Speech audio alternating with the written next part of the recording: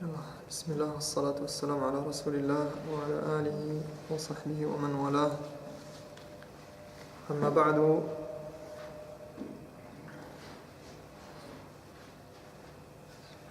فإن أحسن الحديث كتاب الله، وخير الهدى هدى محمد صلى الله عليه وسلم، وشر الأمور محدثاتها، وكل محدثة بدعة، وكل بدعة ضلالة، وكل ضلالة في النار. طيب، وصلنا إلى المبحث الثالث من يعني المباحث التي تتعلق بالإيمان بالله، وهو أول ركن وأول باب. عندنا الباب الأول الإيمان بالله، وثم توحيد الربوبية وما يتعلق بالتوحيد والعبادات،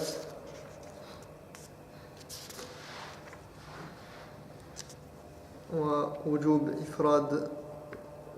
إفراد الله بالعبادة، والمباحث التي تتعلق بالعبادة.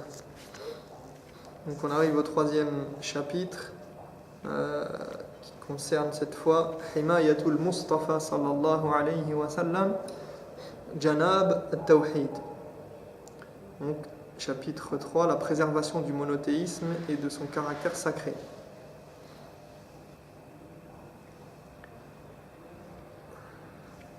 Donc, qui fait partie toujours du chapitre du premier chapitre concernant la foi en Allah subhanahu wa ta'ala,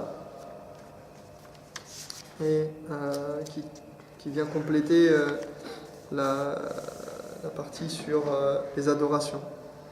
Et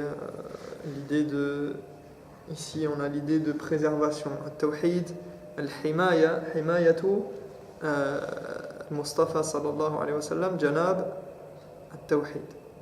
فالحماية يعني المنع مما يضر. تحمي إنسان يعني تمنعه مما يضره. إذن النبي صلى الله عليه وسلم سيتخذ مجموعة وسائل، وسيشرع ويشرع بعض الشرائع تفضي إلى المنع من خدش التوحيد، وتفضي إلى المنع من المساس بجناب التوحيد. هذا هو مقصد هذا الدرس. Donc ici on va parler de quoi? Des moyens qui sont mis en place par le prophète sallallahu alayhi wa sallam pour éviter qu'il y ait le moindre risque d'entacher le monothéisme. المبحث الثالث إذن يقول حماية المصطفى صلى الله عليه وسلم جناب التوحيد. Donc on a dit la protection du monothéisme et de son caractère sacré. يقول لقد كان النبي صلى الله عليه وسلم حريصا أشد الحرص على أمته لتكون عزيزة منيعة محققة لتوحيد الله عز وجل مجانبة لكل الوسائل والأسباب المفضية لما يضاده ويناقضه. Donc on nous dit le prophète sallallahu alayhi wa sallam était très attaché à faire de sa communauté une communauté forte, solide, stable, qui concrétise le monothéisme et qui évite toutes les choses qui pourraient entacher cette croyance et l'altérer. قال الله تعالى لقد جاءكم رسول من أنفسكم عزيز عليه ما عنتم حريص عليكم بالمؤمنين رؤوف رحيم. Allah subhanahu wa ta'ala dit: un prophète issu de vous-même est venu vers vous. Il compatit à ce que vous endurez et il est plein de sollicitude pour vous, car il est toute bonté et toute compassion pour les croyants. وفي القراءة الأخرى لقد جاءكم رسول من أنفسكم وليس من أنفسكم، من أنفسكم يعني هذا من النفاسة وهي الثمانة، يعني من أثمنكم وأعزكم وأشرفكم قدرا. Donc, dans la deuxième version, dans la deuxième lecture du verset, on peut comprendre un prophète issu des plus nobles parmi vous est venu à vous. Donc, il est élevé en rang, il est noble. Un prophète issu des plus nobles parmi vous est venu à vous. Azizun alayhi ma anitum, yani ya'izzu alayhi wa yashuqqu alayhi ma anitum. Il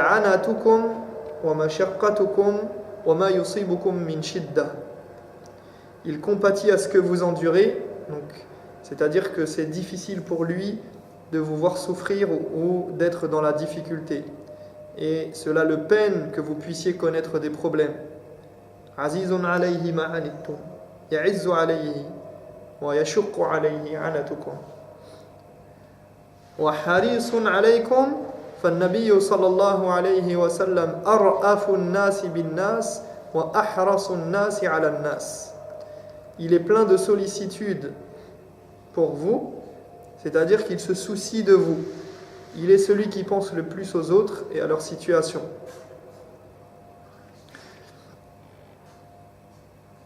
Alors pourquoi on nous dit ça maintenant à partir de... Pourquoi on a choisi de partir de ce verset-là pour parler du fait que le prophète sallallahu alayhi wa sallam, il a mis en œuvre des moyens pour protéger le tawhid, pour protéger la croyance de l'islam. Donc, on nous dit ici que le prophète sallallahu alayhi wa sallam, il était plein de sollicitude et il n'aime pas que vous soyez dans la gêne et dans la difficulté. Donc, ça implique quoi ? Pourquoi on nous dit qu'il est comme ça par rapport à ce sujet-là ? C'est pour nous dire que c'est donc dans la logique des choses qu'il nous présente les choses qui vont contrevenir à l'islam et qui vont nous faire du mal et nous faire du tort et qui sont capables de nous affaiblir et de nous éloigner du monothéisme pur. وقد أكثر النبي صلى الله عليه وسلم في النهي عن الشرك وحذر وأنذر وأبدى وأعاد وخص وعم في حماية الحنيفية السمحة ملة إبراهيم التي بعث بها من كل ما قد يشوبها من الأقوال والأعمال التي يضمحل معها التوحيد أو ينقص. De fait, on nous dit, le prophète sallallahu alayhi wa sallam a employé des formules diverses et variées afin d'interdire et de prévenir contre le polythéisme et de protéger la religion pure, celle d'Abraham, d'Ibrahim, de tout ce qui pourrait la corrompre, qu'il s'agisse de paroles ou d'actes, pouvant entacher la pureté du monothéisme ou la diminuer. وهذا كثير في السنة الثابتة عنه صلى الله عليه وسلم فأقام الحجة وأزال الشبهة وقطع المعذرة وأبان السبيل. On nous dit, c'est quelque chose que l'on retrouve fréquemment dans les textes authentiques de la tradition prophétique, dans la sunna, où on voit comment le prophète sallallahu alayhi wa sallam s'est évertué à présenter les choses de manière claire, probante, sans ambiguïté et sans détour. يعني النبي عليه الصلاة والسلام فصل في هذه الأمور ودقق وأبدى وأعاد وبشكل دائم يعني يتكلم عن هذه الأمور. لماذا؟ لأنها أمور قد تخدش بالتوحيد وتنقص منه ومن العقيدة. Donc le prophète alayhi salatu wassalam, il a passé son temps à donner des exemples et dans différentes situations à remettre les choses en place et à réexpliquer et à dire attention, faites attention à ce détail-là, et chaque détail compte en fait. وفي المطالب التالية عرض يتبين من خلاله حماية المصطفى صلى الله عليه وسلم حمى التوحيد وسده كل طريق يفضي إلى الشرك.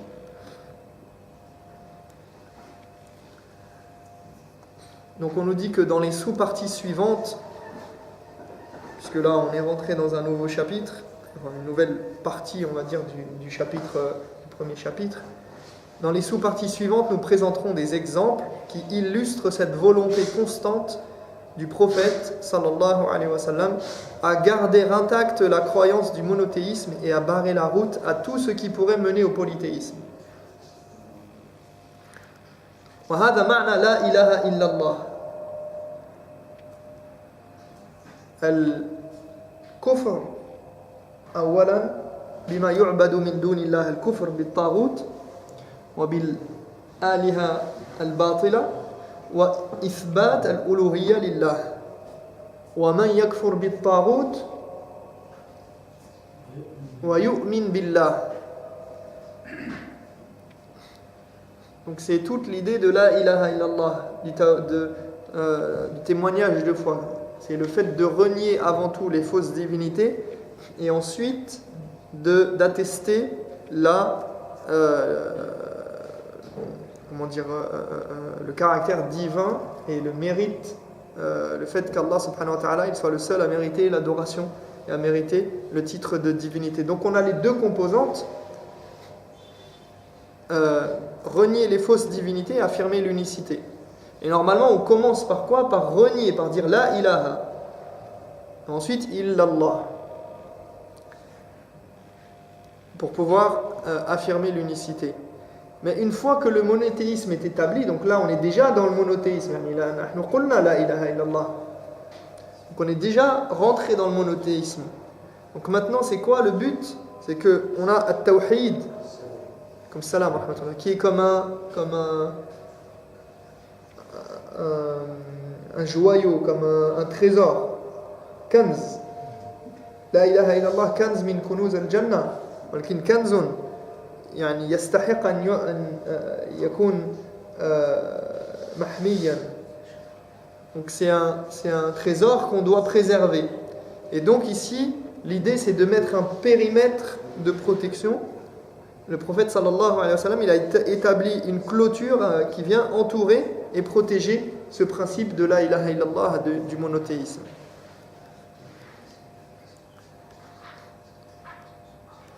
Et donc ici on va nous présenter une série de sous-chapitres qui sont, pour ceux qui connaissent un peu un résumé de Kitab al-Tawhid. Donc on va nous parler du sujet qui va nous intéresser aujourd'hui, c'est Ar-Ruqa, donc l'exorcisme, les amulettes, tout ce qui concerne les gris-gris, les trucs de protection, la recherche de la bénédiction des arbres ou des pierres, des actes interdits relatifs aux tombes, le tawassul, l'invocation par le biais d'un intermédiaire, etc. Donc c'est de quoi il va être question dans les parties suivantes. يعني في هذه المطالب تتضمن هذه الأمور الكلام عن بعض الأشياء تصرفات الناس وكذا واعتقادات باطلة والشركية. فالمطلب الأول, premièrement, Ar-Ruqa, l'exorcisme ou bien les formules incantatoires. تعريف الرقية تعريفها الرقى جمع رقية وهي القراءة والنفث طلبا للشفاء والعافية سواء كانت من القرآن الكريم أو من الأدعية النبوية المأثورة. Donc définition, donc le titre c'est Ruqa. Ruqa est le pluriel du mot Ruqya, l'exorcisme, qui consiste à lire des formules et souffler sur quelque chose dans l'espoir de guérir quelqu'un sur la base du Coran ou des invocations rapportées du prophète sallallahu alayhi wa sallam. Al-qira'atu wa an-nafth. Ma ma'na an-nafth? Ay annahu yukhriju نفسه مع بعض الريق وبعضهم قال إذا خرج الريق يسمى تفل. Donc ici on nous parle de lecture du Coran et du fait de souffler. Donc de quoi s'agit-il exactement? Souffler dans ce contexte, c'est le fait d'expirer en postillonnant légèrement. Donc le fait, ce qui est connu, le fait de faire en laissant échapper un tout petit peu de postillon, de salive, mais vraiment très légèrement. Et certains savants ont dit que lorsque la salive s'échappe, on appelle ça tafl et non plus nafth. Et vous connaissez an-naffathati fil 'uqad. An-naffathat, hada nafth. Naffathati fil 'uqad, celle qui souffle sur les nœuds, an-naffathat. Donc c'est ça, l'idée de souffler, c'est pour jeter un sort normalement, enfin c'est ceux qui font de la sorcellerie, ils soufflent. Hein, et an-naffathat fil 'uqad, celle qui souffle sur les nœuds pour jeter des sorts. Donc ici c'est l'inverse, c'est le fait de souffler pour justement pour la guérison avec la qira'a. Al-maqsoud an al-amrad هنا الأمراض والأضرار التي تصيب الإنسان نوعان. Alors chez l'homme on a deux types de maladies et de maux qui affectent l'être humain d'un certain point de vue. نوع ظاهر ونوع باطن. Donc on a des maux avec des causes apparentes, des maladies naturelles, ce qu'on peut appeler ici des maladies naturelles, on va l'opposer à surnaturelles, et d'autres avec des causes invisibles, dites maladies surnaturelles. Donc on a, quand on tombe malade, quand l'être humain il tombe malade, bon, ici je vais être un petit peu schématique parce que c'est pas tout à fait, ça correspond pas tout à fait à la réalité à 100%, dans le sens où les maladies elles peuvent être de causes multiples et même le traitement des maladies aujourd'hui par la médecine c'est fait par expérience et des fois de manière empirique et on tâtonne, on cherche, on essaye ça, ça marche pas, on essaye ça, ça marche pas, on essaye ça, ah tiens ça a marché. D'accord, donc on a une gamme de possibilités mais les choses s'entremêlent. C'est pas si clair que ça que c'est soit zahir, soit batin. C'est-à-dire naturel ou surnaturel dans le sens où nous on l'entend dans des choses vraiment palpables qu'on peut relier à des éléments tangibles ou alors des choses qui font partie du monde invisible et je vais expliquer c'est quoi ici. Mais en vérité quand on réfléchit bien, même les microbes, les bactéries, les virus, ce sont des choses invisibles. C'est des choses que il y a des choses qu'on peut pas ou qu'on peut difficilement déceler, en tout cas pas à l'œil nu déjà, et qui sont très difficiles à mettre en évidence à part par des analyses, etc. Donc même ça devient. Et peut-être que les maladies qui affectent l'être humain ou les maux, les douleurs, etc. Eh bien, qui sont causées par des choses surnaturelles. Eh bien, elles affectent l'homme à travers des choses naturelles aussi. فعلى كل حال نوع له أسباب ظاهرة مثل الصداع والحمى والأوجاع والأسقام والأمراض ونوع آخر باطن مثل العين والحسد والسحر والمس.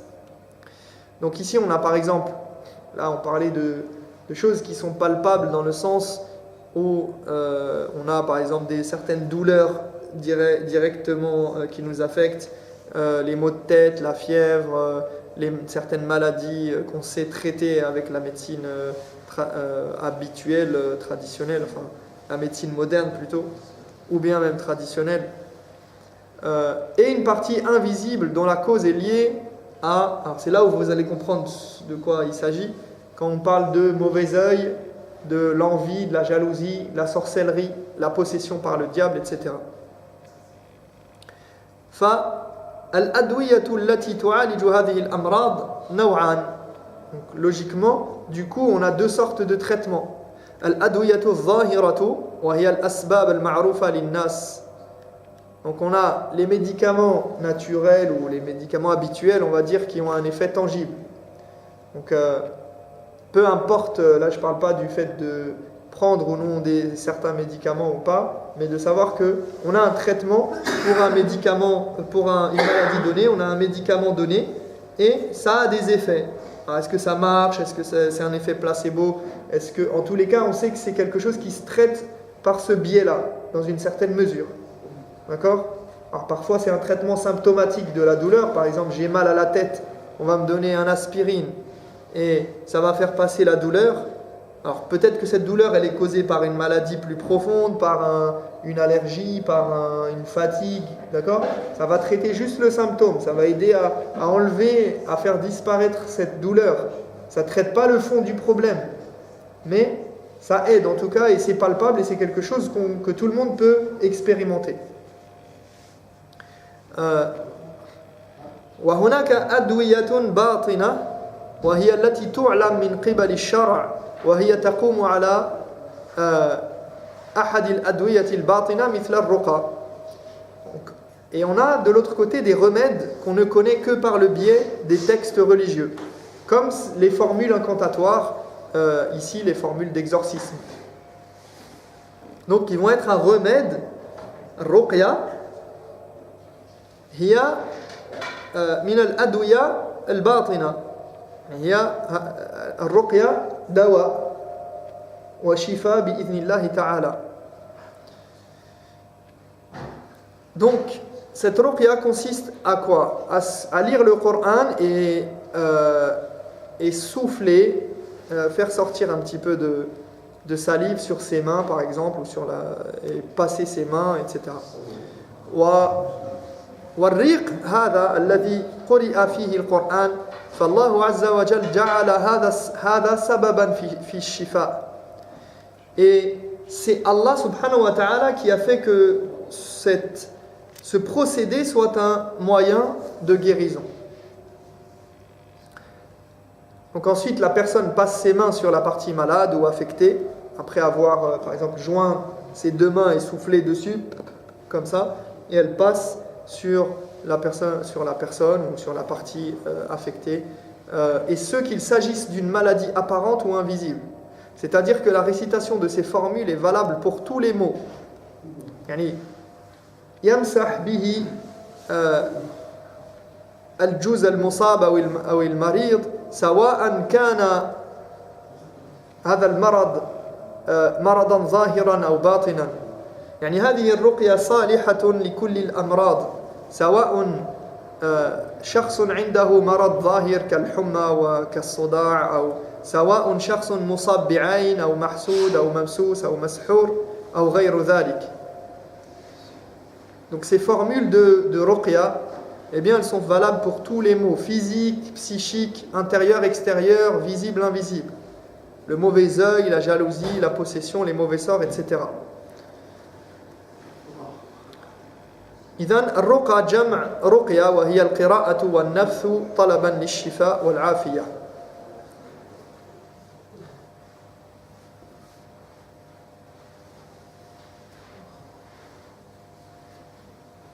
والشفاء والعافية من أي أمراض سواء كانت من القرآن أي بأن يقرأ للرقية قرآنا آيات من كتاب الله عز وجل أو من الأدعية النبوية المأثورة. Donc voilà pour ce qui est de la définition. Donc on a dit, la définition de la ruqya, c'est quoi? C'est le fait de lire le Coran et de souffler dans l'espoir d'obtenir la guérison, dans l'espoir de guérir quelqu'un d'un mal quelconque, en utilisant le Coran ou bien les invocations authentiques rapportées du prophète sallallahu alayhi wa sallam. حكمها ما حكم الرقية في الإسلام? Quel est le jugement de la ruqya, de l'exorcisme? حكمها الجواز. Donc on nous dit le jugement de l'exorcisme est autorisé et en voici les preuves. Et on va nous donner ومن الأدلة على ذلك ما يلي. Après on va nous citer quelques hadiths qui mettent en évidence l'autorisation de pratiquer la ruqya, de pratiquer l'exorcisme à travers des formules incantatoires connues ou des versets du Coran. ولكن هذا الجواز له شروط سنفصلها بعد ذلك. لكن حكمها الجواز، وهنا نقول أنها أولا ليست واجبة ولم يقل مستحبة بل قال جائزة، وقد تكون في بعض الأحيان مستحبة وقد تكون في بعض الأحيان مكروهة. Donc bien évidemment cette permission n'est pas inconditionnelle. On verra après à quelles conditions il est autorisé de faire cet exorcisme. Mais il faut savoir que son jugement dépend des situations. En général, c'est autorisé, mais parfois c'est préférable, parfois c'est détestable même. متى تكره الرقية مثلا؟ إذا طلبها الإنسان، إذا طلبها بنفسه ولا يسترقون، ومعهم 70,000 يدخلون الجنة دون حساب ولا عذاب ولا سابقة عذاب. الذين لا يسترقون، من هم؟ الذين لا يسترقون ولا يكتوون ولا يتطيرون وعلى ربهم يتوكلون. لا يسترقون أي لا يطلبون الرقية. وحتى في هذا الحديث جاءت رواية تذكر لا يرقون، لكن المشهور والأصح يعني من الألفاظ لا يسترقون، يعني لا يطلبون الرقية. فطلب الرقية مكروه، لكن في المجمل حكم الرقية الجواز مع الشروط التي ستأتي بعد ذلك. Donc quand est-ce que l'exorcisme est détestable? Par exemple, comme dans le hadith qui nous dit que rentreront avec certaines personnes 70 000 personnes qui entreront au paradis sans jugement et sans châtiment. Et d'ailleurs, les compagnons ont demandé qui étaient ces gens-là. Et le prophète sallallahu alayhi wa sallam a répondu: ce sont ceux qui ne demandent pas l'exorcisme, qui ne cherchent pas à ce qu'on leur fasse l'exorcisme, qui ne demandent pas, qui ne vont pas chercher la ruqya, qui ne pratiquent pas la cautérisation, al-kay, la yaktaoun, et ne croient pas en l'augure, wala yatatayyaroun, ne pratiquent pas les superstitions, ils n'ont pas foi dans les superstitions et notamment l'augure qu'on verra plus tard incha'Allah. Et ils placent toute leur confiance en leur Seigneur. Donc ici tout est lié à quoi? À tawakkul. La demande de ruqya donc n'est pas louable, mais d'une manière générale la ruqya est permise dans les conditions que nous allons voir tout de suite. Donc on nous dit parmi les preuves qu'elle est autorisée. عن عوف بن مالك رضي الله عنه قال كنا نرقي في الجاهلية فقلنا يا رسول الله كيف ترى في ذلك.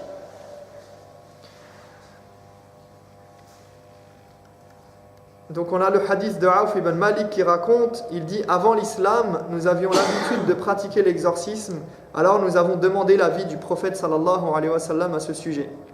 وهذه الأحاديث على فكرة يعني توضح لنا تصور الصحابة. فالصحابة بعد أن أسلموا علموا أن الإسلام يهدم ما قبله، لا سيما فيما يتعلق بأمور الشرائع والتعبدات والأدعية وغيرها. إذن هو المستقر عندهم هو المستقر عنده الذي كان يفعله في الجاهلية الأصل فيه أن الإسلام يهدمه، فبالتالي لا يقدم ولا يؤخر قدما إلا بعد أن يسأل عن حكم الشرع في ذلك. هذه ملحوظة هامة جدا. Donc ces hadiths montrent clairement comment les compagnons se comportaient vis-à-vis de ceux qui existaient dans leur société avant l'islam, et notamment des pratiques religieuses, des croyances, des invocations, etc. Sachant que l'islam doit être la référence par excellence. Et donc, ils ne faisaient rien sans avoir demandé au préalable le jugement de l'islam concernant l'acte en question.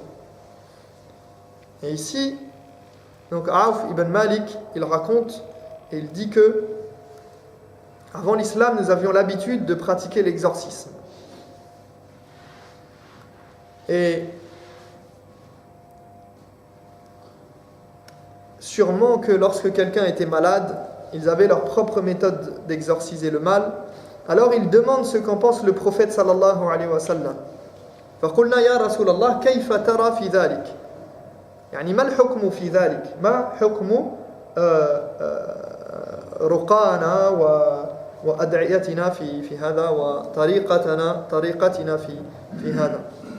فقال صلى الله عليه وسلم اعرضوا علي رقاكم لا بأس بالرقى ما لم يكن فيه شرك. Donc le prophète sallallahu alayhi wa sallam leur dit montrez-moi ce que vous faisiez comme exorcisme, mais sachez qu'il n'y a pas de mal à exorciser tant que les formules ne contiennent pas de polythéisme. يعني قولوا لي كيف كنتم ترقون والأصل في الرقية أنها لا بأس بها إلا إذا احتملت واشتملت على الشرك أو ما لا يجوز. C'est-à-dire, expliquez-moi comment vous faisiez, qu'est-ce que vous pratiquiez comme exorcisme. Mais il dit, sur le principe, c'est permis du moment que ce n'est pas accompagné de pratiques polythéistes ou bien d'une pratique interdite dans l'islam.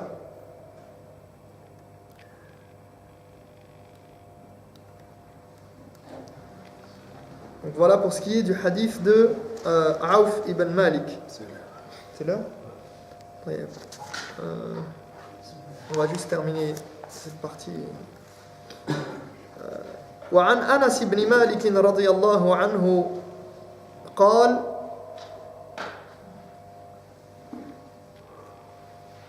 رخص رسول الله صلى الله عليه وسلم في الرقية من العين والحومة والنملة. Anas ibn Malik a dit le messager d'Allah sallallahu alayhi wa sallam nous a autorisé à pratiquer l'exorcisme contre le mauvais œil, le venin et l'ulcère. Donc un homme là, il y a différentes interprétations, mais certains considèrent que c'est je ne sais pas si ça correspond médicalement exactement à ça, mais certains l'ont traduit comme ça, et c'est ce que j'ai trouvé aussi, que ça correspondait à l'ulcère, mais ils disent que ce sont des... je sais pas, je crois qu'ils l'ont mis en note. النملة بفتح النون وإسكان الميم قروح تخرج من الجنب. Donc ce sont des lésions liées qui proviennent du côté. Je ne sais pas exactement. Certains disent que ça pourrait être l'ulcère. Ala kulli hal, en tout cas c'est quelque chose qui affecte l'être humain. Et certains ont dit même un namla, c'est les fourmillements. Donc c'est la sensation de fourmi qu'il y a dans les membres parfois qui peut je ne sais pas exactement quelles sont les causes médicales, mais quoi qu'il en soit, ça peut correspondre à ça. Et donc ici, le prophète sallallahu alayhi wa sallam a autorisé à pratiquer l'exorcisme, et contre certaines choses en particulier, en l'occurrence le mauvais œil, al-ayn, le venin, al-humma, à ne pas confondre avec al-humma qui est la fièvre. Donc al-humma, le venin, le poison, c'est différentes sortes de poisons, et al-naml. النبي صلى الله عليه وسلم قال العين حق. Le prophète sallallahu alayhi wa sallam a dit le mauvais œil est une vérité.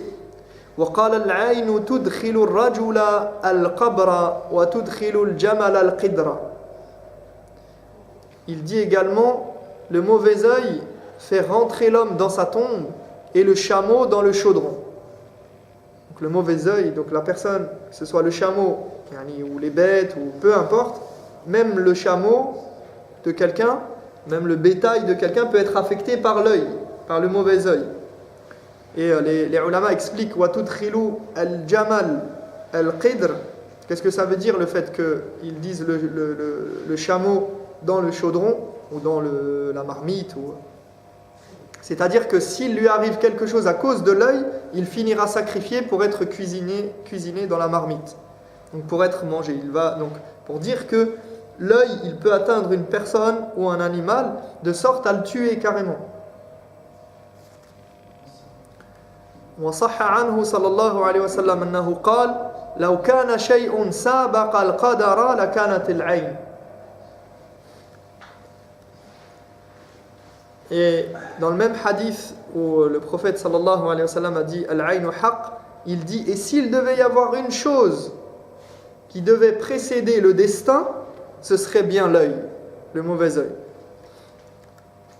Donc c'est pour dire que bien évidemment c'est pas possible de précéder, de devancer le destin, mais c'est pour nous dire que c'est tellement une vérité que ça a un impact dans la vie des gens, ça peut avoir un impact en tout cas.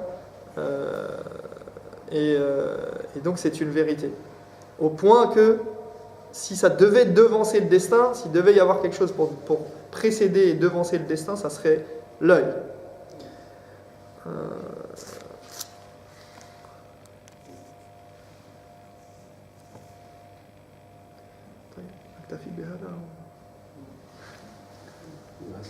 Cinq minutes.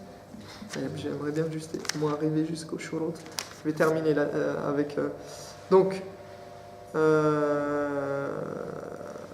on l'a compris, selon Anas, donc le prophète sallallahu alayhi wa sallam a autorisé de faire l'exorcisme dans ces cas-là notamment. وعن جابر بن عبد الله رضي الله عنهما قال رسول الله صلى الله عليه وسلم من استطاع أن ينفع أخاه فليفعل. On a également le hadith de Jabir qui rapporte que le prophète sallallahu alayhi wa sallam a dit: celui qui peut se rendre utile à son frère, qu'il le fasse.